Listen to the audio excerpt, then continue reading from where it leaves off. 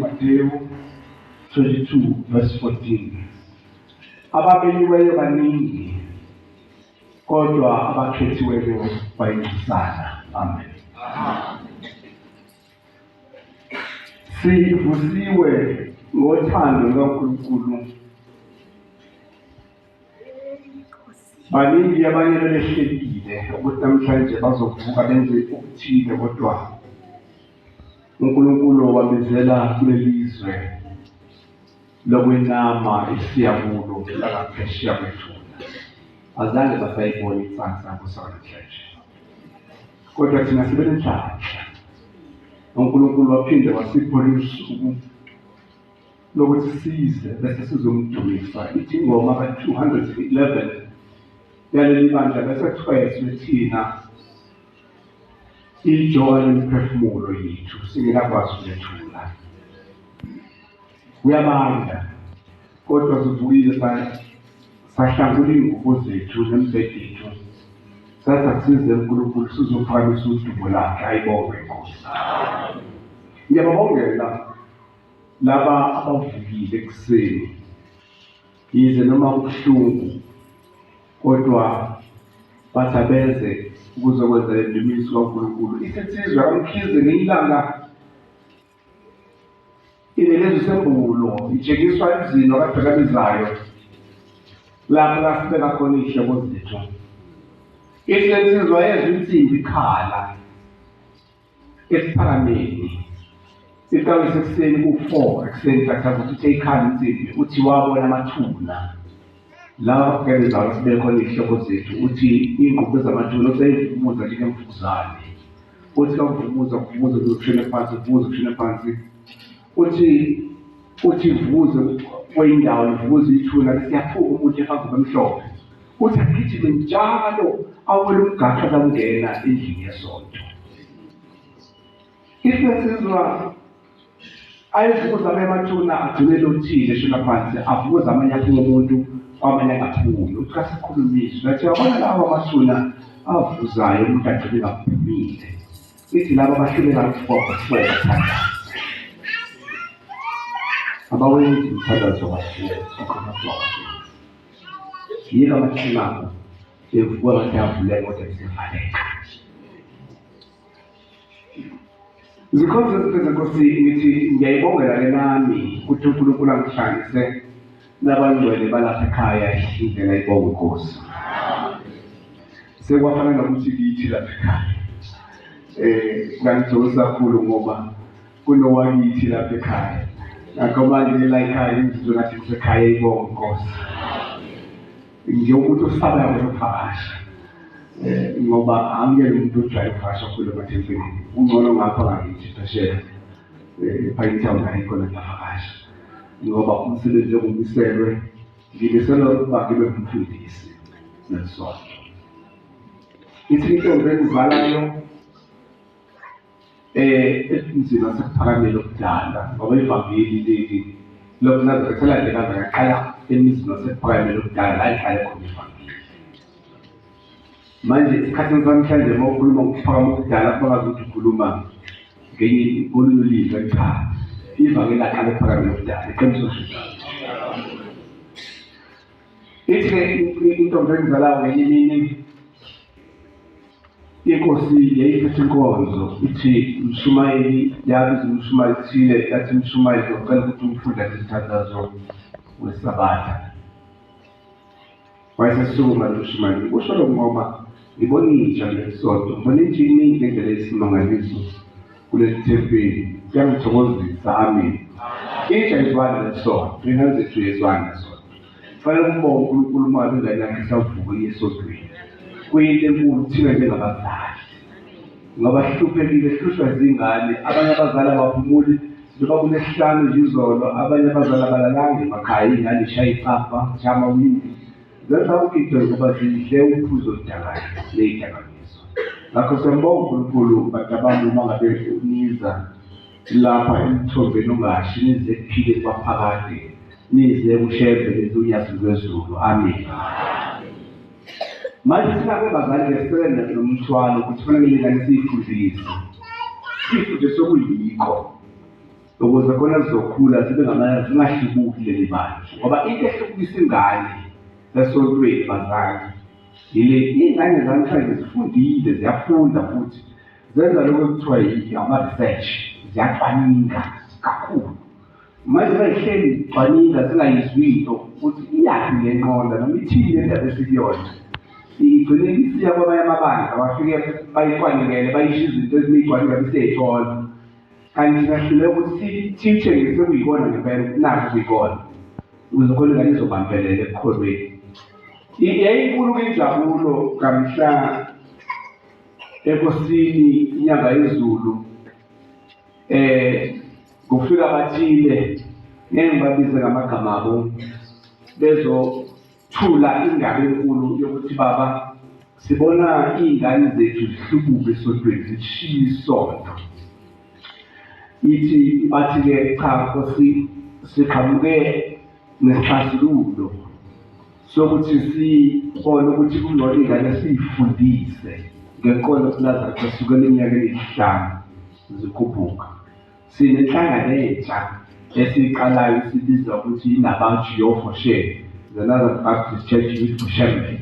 La sifunda khona sifundise iy'ngane inkolo yobuNazaretha ukuze khona zifana namaSulumane, ingane ingene lento enganeni, ingane ikhule nayo lento isegazini kuyo, bakhona abangcwele.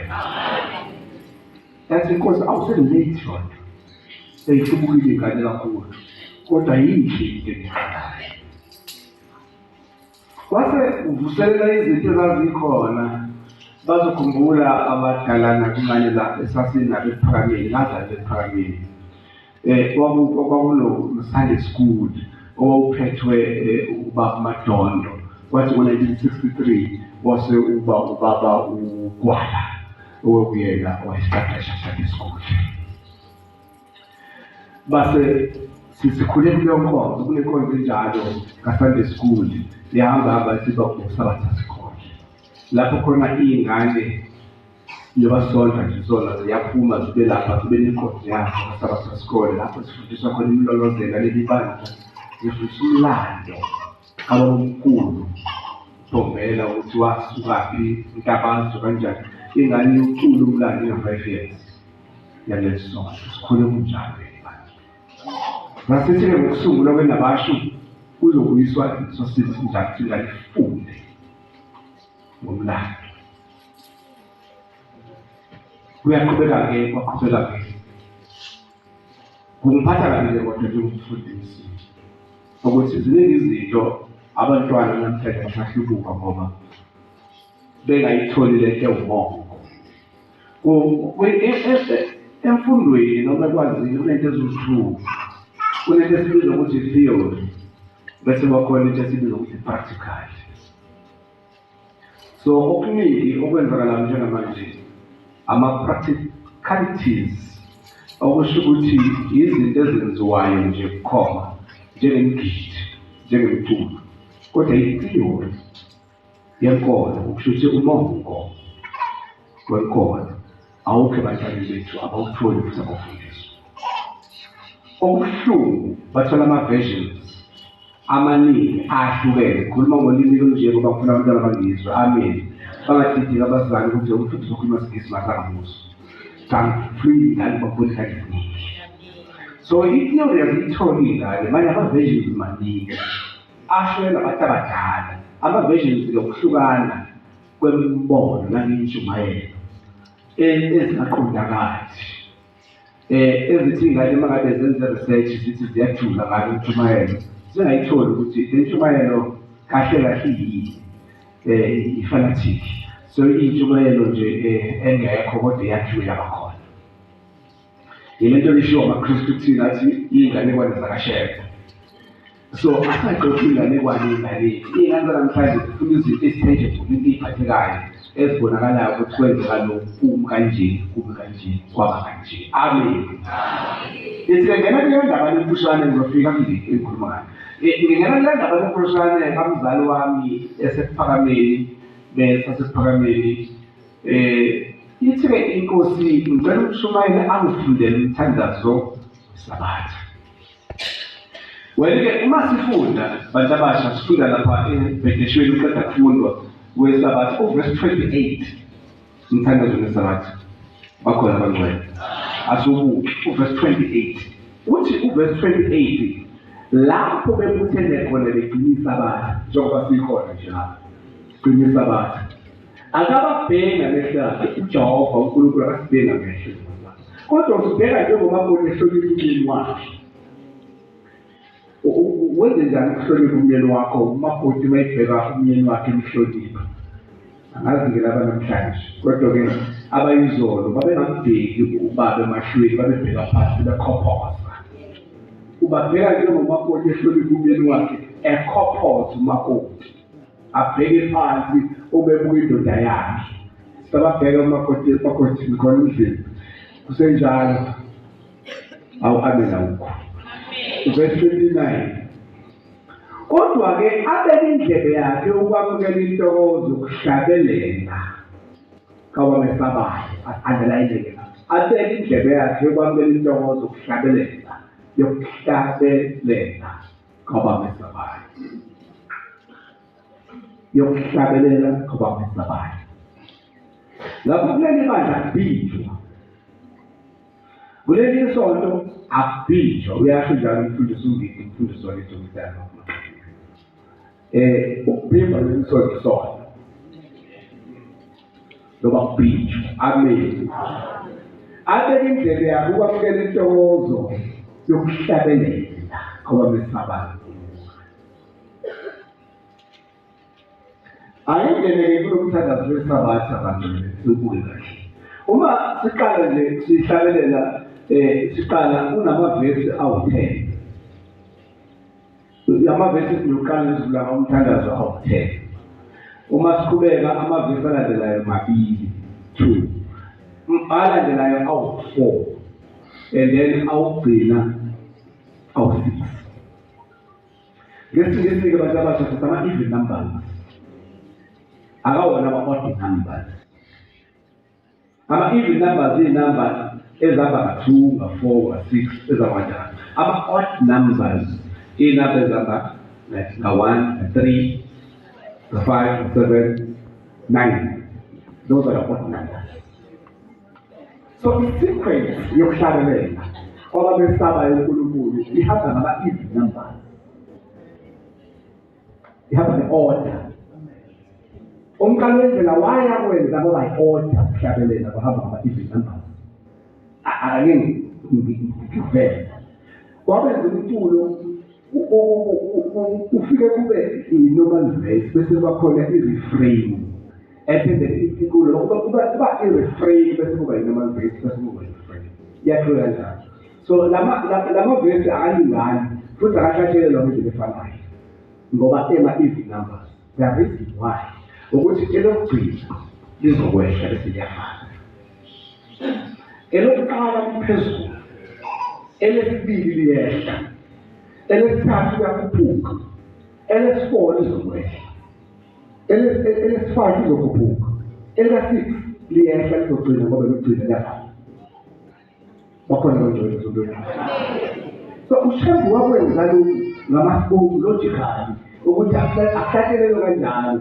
ngakho malezi ngani singayifundisi izokwakho ukuthi leli bandla likhule lokhulu ngoba asifundisi okuyikona so uma sibuka amavesi okuqala awu-10 iyakutshayela ukuthi lokugcina elithi mbongeni ngey'gubhu ney'gubhu mbongeni ngey'gubhu ezinamandla it's obvious ukuthi uma kwela-10 izoba phansi izosibeyafana uma siya kuhlabela sesibili owakhewa awu-2 ngamaspoku akawenzanga awu-3 wenza awu-2 ngoba me-3 yena yabhalansi ngoba elokugcina fanele so menze awu-2 kulenze lokuqala lakhuphuka ngoba lesibili definitely lizovala lizokwehla uma uqhubeka nazo aphinde lapha kuvesi u-30 u-30 uma ukunamavesi awu-4 meaning izokhuphuka elokuqala elesibili lizokwehla lesathu lizokhuphuka elokugcina lizovala ngoba elokugcina masifika kwelokugcina ngilihlabelela sinamavesi awu-6 elokugcina elithi mbongeni uJehova malaphezulu lizokwehla livala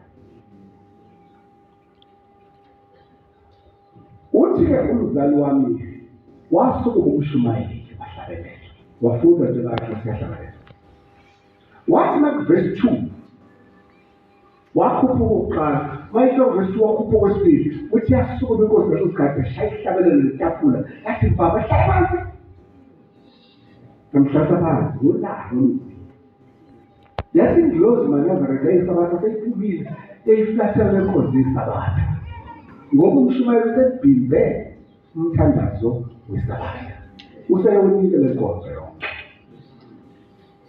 ngakho ngakuveza ukubaluleka kokuhlabelela la ethi khona ubeka indlebe yakhe ukwamukela intokozo ukuhlabelela kwabamesabayo abantu basenzi bamanothithini noma abayazi ngisho so ake siye lapha evesini lokuqala lasiqale khona sithi mbongele uJehova khona ukusho ukwaphi wehlwaphi noma ngiphi ivoice yami noma ngihlabela phansi ngihlabela phansi uma ngihlabela ngihlambe phezulu izizu-2 indawo lapha kuthiwa mbongele uJehova manazakhe nezulu nazenu i-phrase yokuqala bese lapho nomehluko khona elakuthi khona ngokuba umsa wakhe uhlezi phakathi. Yila kuhlekwa khona. Ngokuba umsa wakho uhlezi phakathi uzohluka nokuba umsa wakho uhlezi phakathi uverse 2. Uverse 1 uzokhuphuka, uverse 2 uzokwehla. Uhlukaphi? Usho kanjani?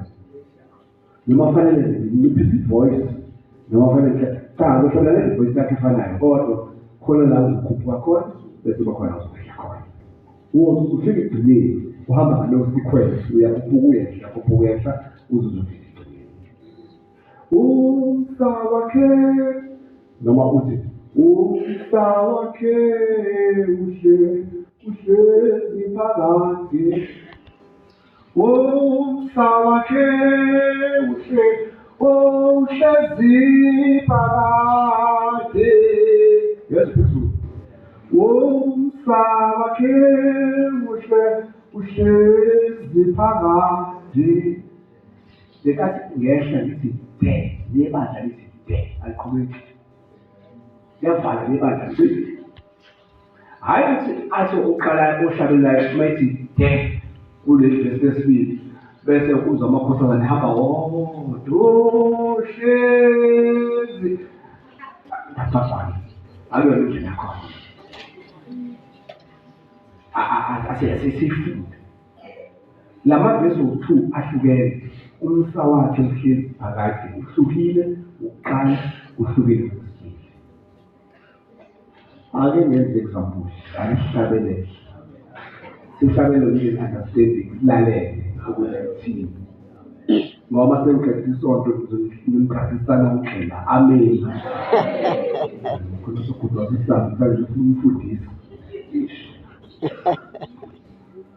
Mongelo Jehova ungayishayini izinto ngikho bezozwa kahle izinto zimangayibona yizona ukuthi shaka shakule izinto zakho kuswini. Mongelo Jehova manazareta nezulana zenu.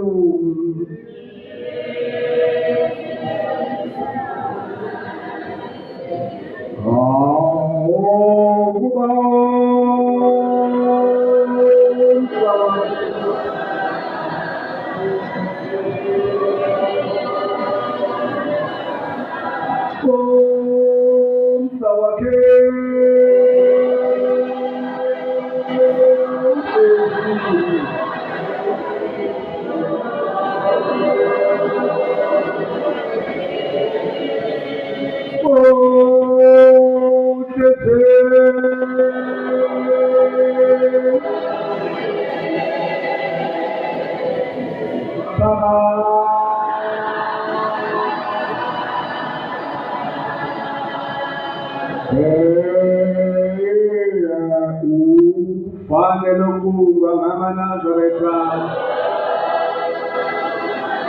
izulana zawo.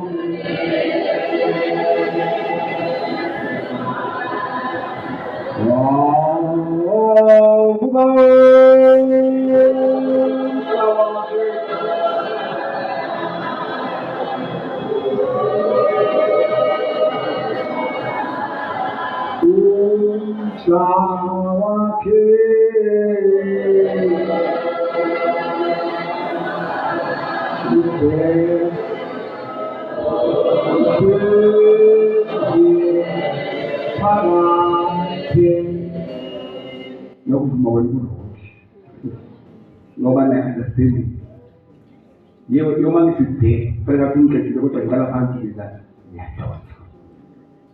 Umsebenzi wethu besonke ngiwasilapha njengabazali laba kufundayo kuhlabela labakwazi ukuhlala bafundise abantwana. Amen. Ngizandlule lapho kulo ndawo yokufundisa bazwile abazwele mehluko khona mehluko phakathi kwevesi lokuqala. Umsa wakhe uhlezi phakathi bese kuthi leli esibili vesi umsa wakhe uhlezi phakathi. Khona mehluko between the two. Amen. Asingene ezwini. Incwadi esifundile ithi kaMateyu 22 ivesi lethu elika-14. Abamenyiwe baningi kodwa abakhethiwe bayithusana. Ngonyaka ka-2016 ngayikhuluma lekhalenda. Umhlangano wethu wokuyentabeni ngoJanuwari ubeye uhambe ngokujwayelekile emini. Ngokujwayelekile beyiphunywe ngabo-4 ekuseni khali insimbi ukuthi ngabo-6-7 umhlangano manje uhambe emini. Size siyolala esibukweni bazokhumbula abadala. Sivuke ngakusasa zikhukhule. Kuhanjwe emini. Kodwa unyaka lwezulu la ushintsha lo mhlangano. Ngo-2016 mabezokhumbula kahle. Ngalo nyaka wona nyaka ogcina ukuhamba ngawo emini. Ilanga lalishisa kakhulu, sathi siphuma ekuseni ilanga lalingaphezu kokucabanga. Amangapha sathi siphuma nje ekuseni laliphuma lithi phasha, laligijima la emini ukuya ku-10 licela ku-28 degrees. Zathi lithi 11 lithi 12 hhayi kacaci ukuthi hayi lali-30 degrees. Sathi siyaqhamuka etiyela lalilodwa ugijima ungusi phezu kwetiyela uthi uyanyathela kule tiyela liqaphuke kanye nonyawo lakho. Uzokhumbula abanye abantu abakhona lendlini lonyaka. Wakhona abantu abaningi khona. Hawu abantu thaphu. Ilanga lingaphezu kokucabanga.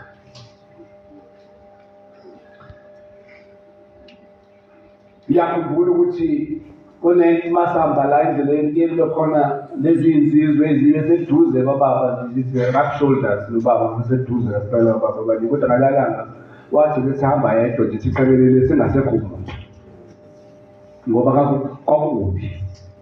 Nathi la emphongolweni kaNkulunkulu sagcina sesibaleka kuhamba itiyeleni lapha nomgaqo sigijima la pavement ngaphandle.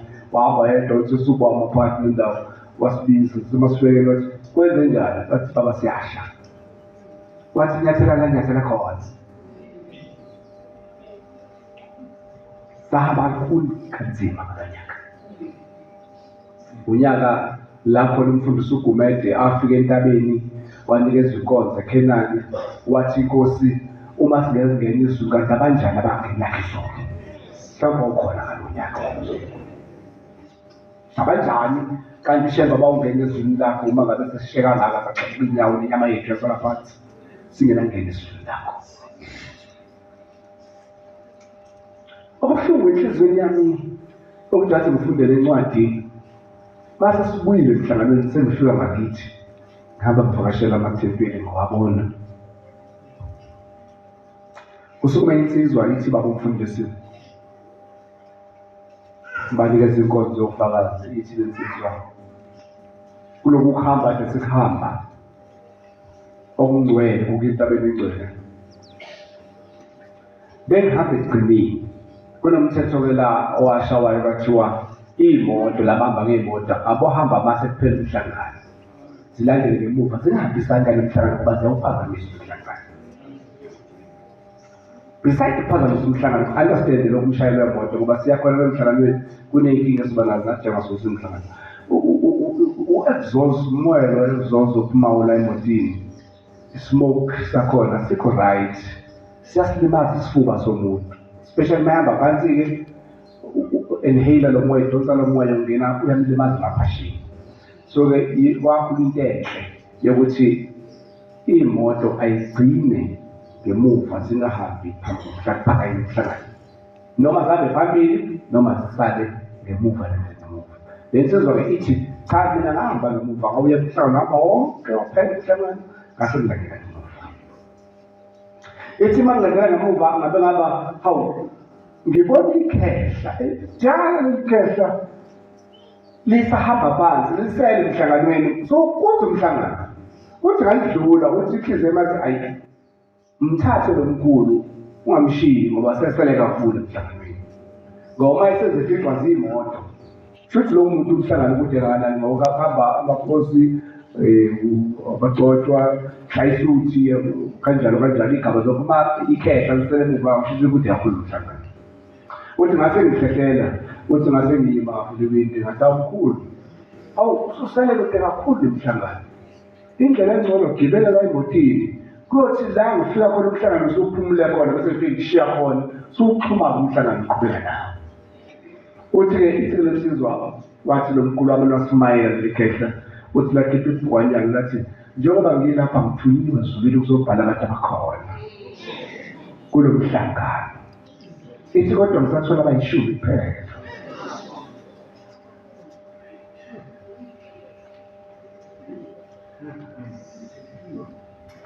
Mateyu 22:14 abamenyiweyo baningi kodwa bakhethiwe bayixhuzana. Kwakhatha nginembeziyo ngacabanga usizi ngihambile, ngacabanga inyawo zami, ngacabanga yonke into nokuhlupheka okungaka engihluphekile ngiya eKhenani. Ngiyayibuza enhlizweni yami ukuthi ngibhalwe ngcosaneni noma ngibhalwe nini. Njengoba silapha bangcwele sizofuna indlela yekhaya. Lengihlupha ivangeli elishunyelwayo noma elishunyezwa abantu uma sebelapha ebandleni bangezi ngokukholwa kodwa bazofuna izinto eziyimithirili. Zithi yoni amagugu alelizwe ayosala emathuneni kodwa ngiyawungena ethuneni ngingedwa. Uthi umfundisi wakithi leli bandla loGumede uthi kwakuyohlanya ngakubo bekwathi mase kushona isibili esasinayo yonke into ngayicabanga wabula umgodi laqhamuka lolu hlalo afica amadoda emva lafika lazolunguzo lalunguza emgodini labuza ukuthi konke lokhu kuzongena lana, uzohamba nakho amatekisi azongena la, abafazi abanaka bazongena la, imali anayo izongena la. Bafowethu njengoba silapha sokhumbuzana sizolungisa indlela yethu ayibonge Nkosi. Amen. Manje ngathi ngomdela umzali wami engathi bafaka amahanisi washo njalo umfundisi omvubu lapha ngiyinaka sisebuhleni wathi ngathi bafaka amahanisi wathi ngiphe Nkosi amahanisi ukubheka phambili ngibheke wena kuphela. Amen. Ngoba ubheka unyazi phezulu awudukile ayibonge Nkosi kodwa mawuzobheka abantu uzolahleka ngoba uzobheka lo kubabazi ukuthi hawu bathi nezona iy'ngane ubheke lo hawu nezekuduka iy'ngane igcina inhliziyo yakho itshalwe neveni ezono zabantu kanti inhliziyo enjalo uJehova ayithokozisi kuthi imithandazo yakho asabukele kaNkulunkulu ngoba inhliziyo yakho imabokoboko izono zabantu ngoba wena uzohlola izono zabantu zedumo zabantu ebantwini. Kodwa kukhulekela idumo zakho ukuthi Nkosi mangigcumela manje ngithula ngizokubona ingane bethule ngabe imisebenzi yami engiyenzayo nezinto engizenzayo uma ngithula ngizokubona ngaphesha bethule. Hayi zamngani wakho, hayi zamngakho, hayi zendoda yakho, hayi zey'ngane zakho, eyakho indaba noNkulunkulu izofuna wena wedwa, izofuna wena wedwa. Sawulele futhi phila qondile sifuna indlela ifuna wena umhambo wayo ukuthi uhamba kanjani. Manje ngikhathaza lento magcwele lapha ebandleni abantu babhizi babheka abanye abantu babheka izono zabanye abantu baze babhizi bakhipha abanye abantu waphuma wedwa kini uzokhipha umuntu wekanjeni elingakateli bandla. Ingikhathaza lento bangcwele ingikhathaza kakhulu emoyeni wami uma ngilele ebusuku kuyaphela ubuthongo ngicabanga indlela yami ethuna ukuthi Nkosi uma ngidlula ngizofika ekhaya labagcwele ngoba kuba buhlungu ukuthi ngaku-14 ngingalali ubusuku bubili bonke ngalali ngigijima imezelo ngihamba ngiya Olinda ngikhiphe iy'nkuli imali eshisiwe ngiya koGoli ngikhiphe namba 23 ngigijima zonke lezi ndlela ngalali usuku nemini kodwa nje usenombulo uNkulunkulu. Manje ngifumeza inyanga lapho ngaba ngephuza isikhathi ngihlala lapha nomfuzi nje ngenze ngafike lapha kubanqumule ebhishi ngishawa umoya ngenza into zasezweni eziyimfethu kusinyanga ngoba bese angiyikhaya asebafani manazoveta nabantu ababaziwula kodwa ubuleli babo laba beziwula yibona abageyina. Abantu abeziwula yila abantu abathi ngelinye ilanga uma sekubethela inkosi uJesu bathi laba bantu ngeke kulunge uJesu alengekho esiphambanweni okungcono akufuna izoni ezinye ey'ngcolile eziyizingcoli zilenge naye uJesu esiphambanweni. Babetshela ukuthi bona baklini bagcwele kwakusho abantu basezweni abahamba emhlabeni abaphila emhlabeni wesono kodwa bona babona ezize identify eziyizoni ukuthi lo ngcolile kabethele noJesu bakhohlwa izabi izona. Kunabantu labazali abakhohlwa izabi izona ababhizi baxova lezi sono bathi basifundele ngezulu zabathile engathi umuntu ngathi uma ngabe ekufikela kade umfumbane nobaba ekutshela izono zomunye umuntu ngoba awuzile zona la esontweni uzele zakho uzele zakho zona uthi-ke zikhonze zenkosi labo bantu ababili labantu abayizoni baqoka abantu ababili bathi abalengele uJesu bathi bayithele esiphambanweni kwabanjalo ba-identify abantu abarongo kakhulu bathathu babethele noJesu esiphambanweni. Sithi isona isikalefu siyaphenduka sibheka kuKristu Jesu sithi Nkosi yamakhosi ndodana kaDavide uzenzile iy'mangaliso ey'nkulu emhlabeni usukahlule umlingo wodwa wokugcina ukuthi uyikhulule esiphambanweni bese ukhulula nathi. Kodwa uJesu uyaphenduka uphendukela kusona ayangihlupha amanazareta hathi thina siyiba njengahlangana noJesu ayangihlupha iyanihle khuluma ngayo sitshale ey'nganeni zethu ingane bese zenza i-investigation zenze uphenyo zenze research zibone ukuthi leli vangeli esikhuluma lisehlathini kanti ukuhlathi kuthini sithi thina sihlangane noJesu uthi ushade bayibhala lapha ukuthi ngambheka oyisoni ayisoni mthetheleli ngitheni wezoni ayisoni ngambheka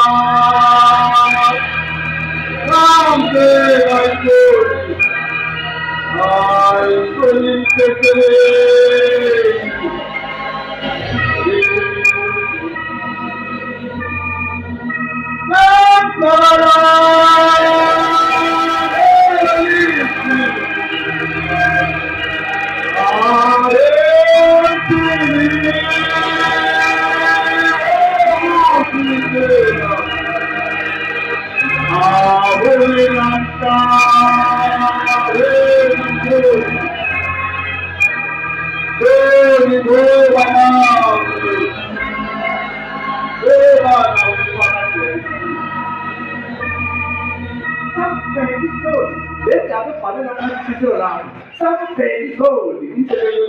sathi Nkosi sikhulule esiphambanweni ebesikhulula nathi uthi uJesu cha ungawasheki ngoba indaba enkulu ukuthi mina Kristu Jesu ngizobe nginawe ephakadeni labangcwele ayibonge inkosi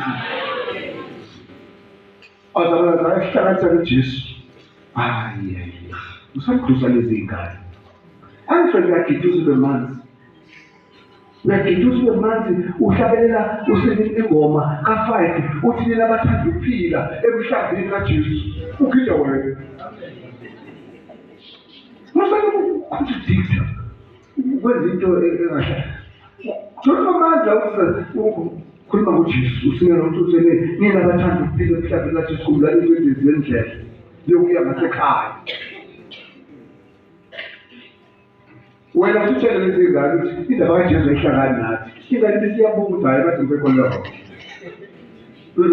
ayikho le nto yami ngcono ngishiye ngabe ngeKristwini ngoba bazokutshela ivangeli engcoliswa. Ziningi izinto esiyishumayelayo ezolokhu ngelinye ilanga ngilalele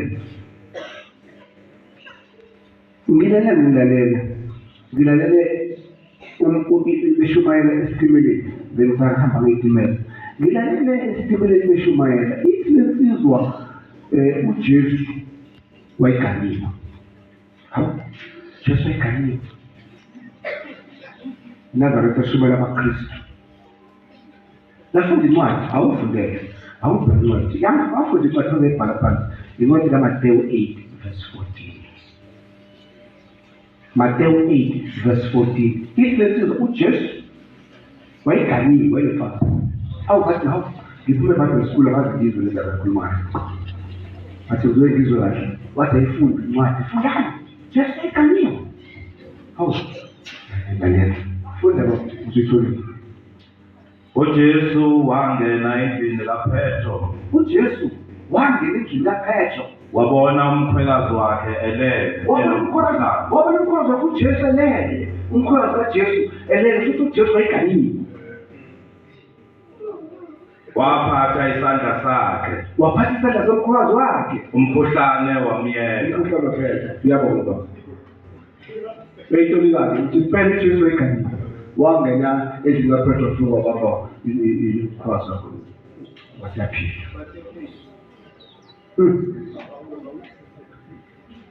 Yekani uhlayisuthi ukutolika iBhayibheli ngendlela yakho. Yingithi uJesu lana mawuyifunda kahle wagula umkhwekazi kaPetro. uPetro wayengumfundi kaJesu.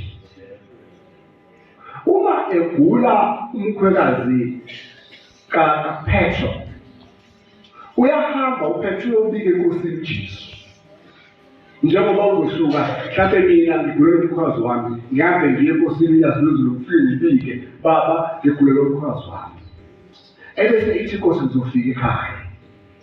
uJesu seyahamba uya ekhweli likaPetro. Wafika umkhwekazi kaPetro ayiwakhe.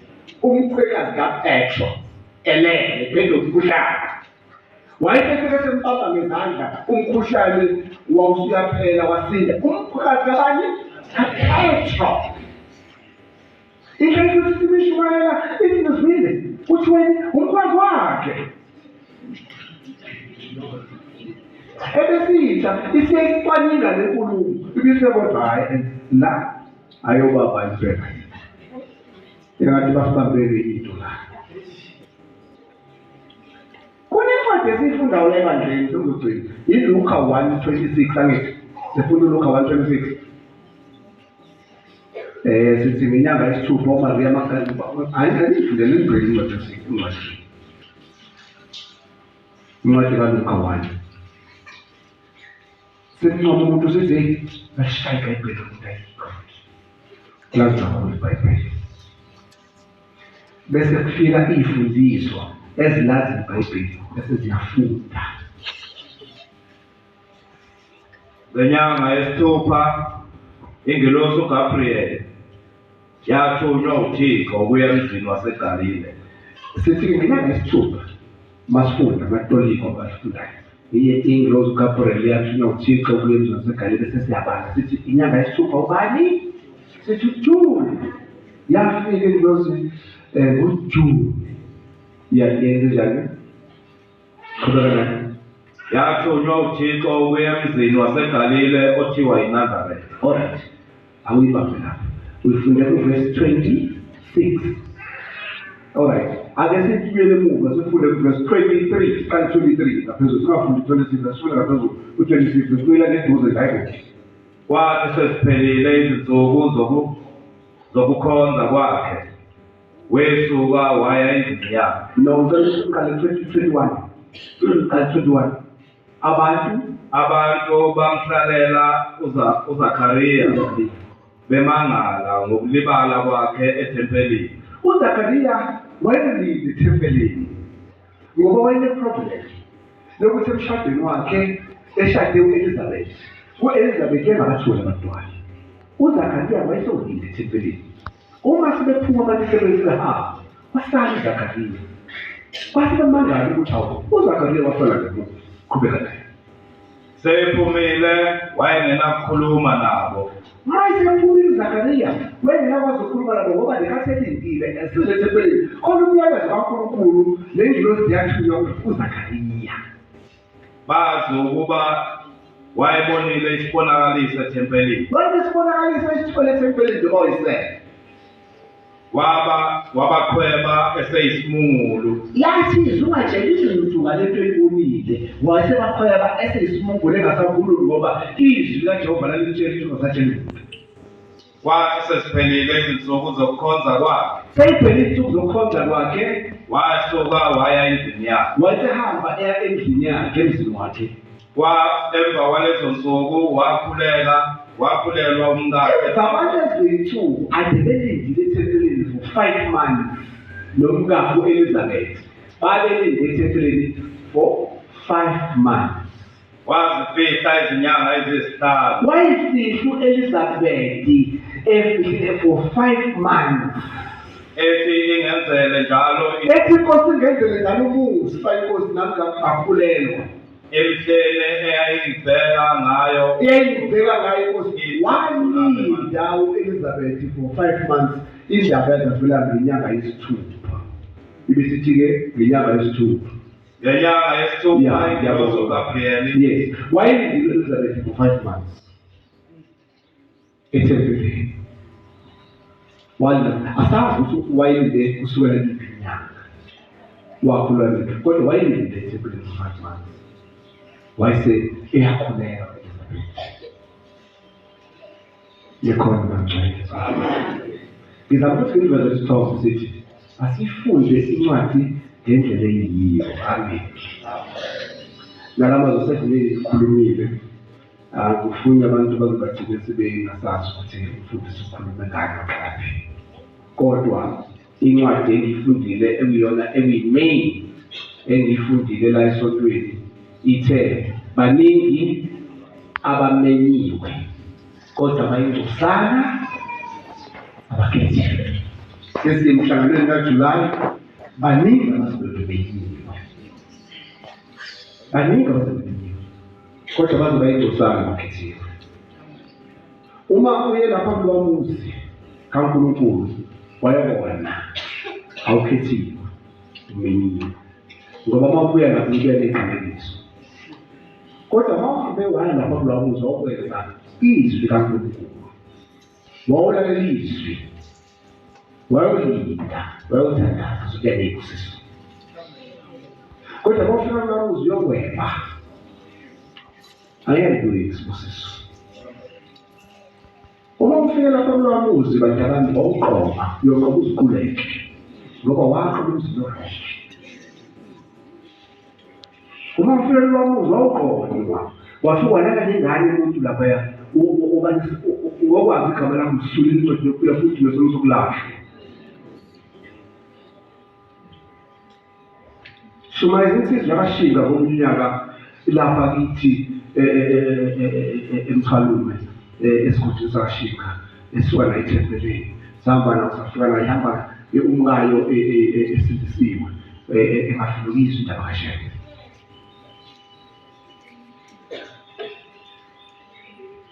Namhla eya ebuhleni papa ukuthi aconvince umkakhe ngamanga athile khona uzokwazi ukuthi agcine efikile ngoba yena wayizwa kangcono indaba kaSheke umkakhe engafundukiswa indaba kaSheke.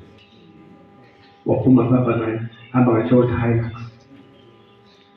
Safika saphala lapha egcawini izansi sakhona igcawu lapha ezansi saphala sakhuphuka sayisontweni enkonzo nasekuseni. Yasho inkonzo yathi phela inkonzo yathi phambi isandla lenkonzo yathi ngiyayikhetha inkonzo phambili. Sajabula sisihamba naye. Kwaphela bonke semaseqedile sehla semotini yakhe siyafika sathi imoto ebupakela sabona sekho phakathi esingcwele baningi abanenyiwe kodwa bayingcosana bakhethiwe.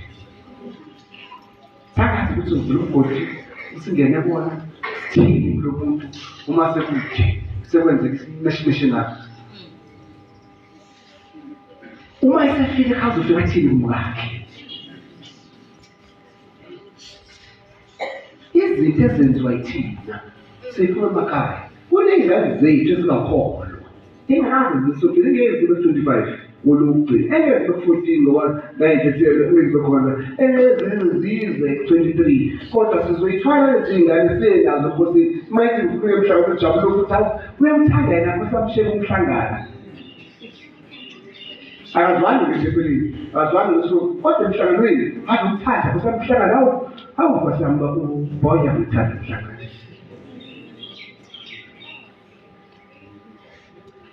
Bangcwele, ingane yakho bengalungile kusukela nayo eswini ngoba iyakhipha wena eswini. Qala kuleli bandla umthetho wesonto ukuthi qala uma kumiswa ingane basole ingane yonile ikhishwa nomzali wayo. Okunjalo kawunjalo nje. Ngiyakhumbula umyeni emisile esontweni emisela ukuthi umfana wakho ukhulelisa intombazane wamisa umyeni nomkakhe kuleli bandla bemisela ukuthi ingane yabo yomfana ikhulelisa ingane leli bandla. Kwamiswa abazali bengenakwazi ukugidisa benawama kuleli bandla bemisela ukuthi ingane yabo yonile ezidumo. Bunjalo umthetho wesonto. Namhlanje nje angazi ukuthi kodwa ngisho ukuthi semhlanganweni ongcwele. Bonke abantu bayilungiselele ukuthi manje bayamhlangana ongcwele. Amen. Siyawulinda. Indaba siyeke magcwele. Ukukhuluma kakhulu siyeke. Ngeke ngisho ukudla kufanele sidle kakhulu. Kunabantu abathanda kakhulu ukudla. Hayi ngifuna ukudla kakhulu. Uma sinemhlanganweni sidlazane ngoba indaba enkulu sinikeza umthandazo. Iba kuhlungu ikhizana iphuke phakathi iva. Uma siyemhlanganweni kaShembe kumenyezwe kuthiwe umhlangano ubezwe isonto kuthiwa sontweni ngo-9 ubona abantu begijimela ngaphandle bezamele beqhubile indlela babenendaba angane bezemhlanganweni baze kuphi umhlangano ngoba la umhlangano kaNkulunkulu siyohlangana naye ngo-9 ngo-6 ngo-12 ngo-4 siyathandaza. Amen. Wena kodwa awuyi umhlangano.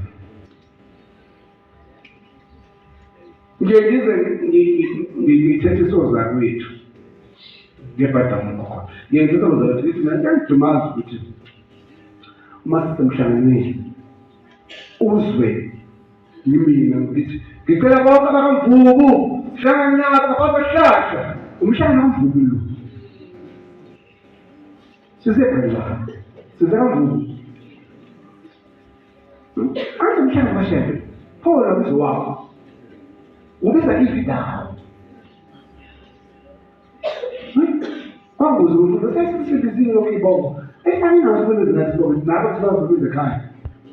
Ngoba khona kithi. Isezulwini la ibonga ukuthi. Ehebe bafuna abantu bezikhaya. Hlangana ekhaya.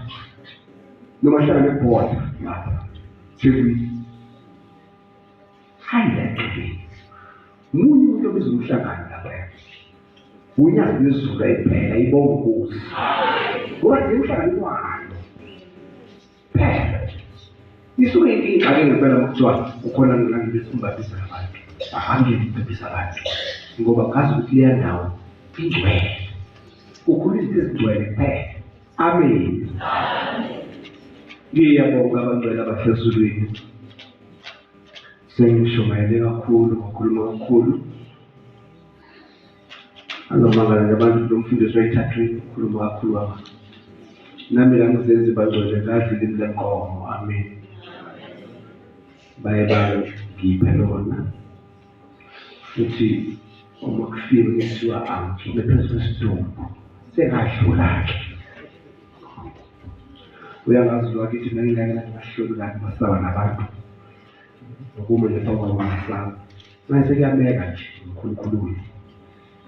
Ingoma esofana ngawo le nkonzo siyibuyisele uNkulunkulu 164 mhlawumbe sekhulu amashumi ayisithupha nane futhi inkonzo yakhona khona namusa la bakithi sikhonze manje izinto wasidumaza ekumnandi ukukhonza kuleli badla kaShembe bayibonga Nkosi ibadla kaxolo nomusa so njalo ingoma yethu yibandla loxolo namusa. Kodwa-ke uzokhona uzolithola uxolo endlini, zixolele wena kuqala. Uma ungaxolile wena inhliziyo yakho ingaxolile, ungathetheleli, ngeke uze uyibone impethelelo bazalwane. Nothando lwabo uzuluzwe. Uma ebheka ukuthi ubone ilihlo ngathiwa yilani lengwenya. Uma umbheka ngomeliso lengwenya ngoba vese wena inhliziyo yakho vele iyabhamuza. Zixolele wena, funde eManazarete ukuxolela wena kuqala. Zixolele wena before ukwazi ukuxolela abanye abantu. Because uyaxolela umuntu, zixolele wena kuqala. Amen. Kodwa umuntu ongaxoxa kade ukugqiba uvangeli kabani. Kusho ukuthi akhona. Kusho ukuthi akhona. Xolela wena. Uzakhona ukufunda ukuxolela abanye abantu. Yiwo mhlawumbe le ngoma ithi inkosi yakhona. Xolisa. Inkosi yakusa amanzi siwasile. Inkosi yakusa uphapha amagcwele. Inkonzo yakhona.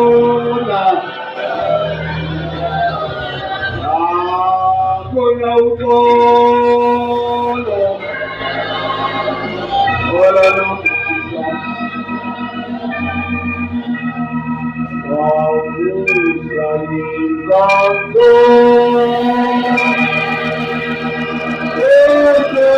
Yakhona. Yakhona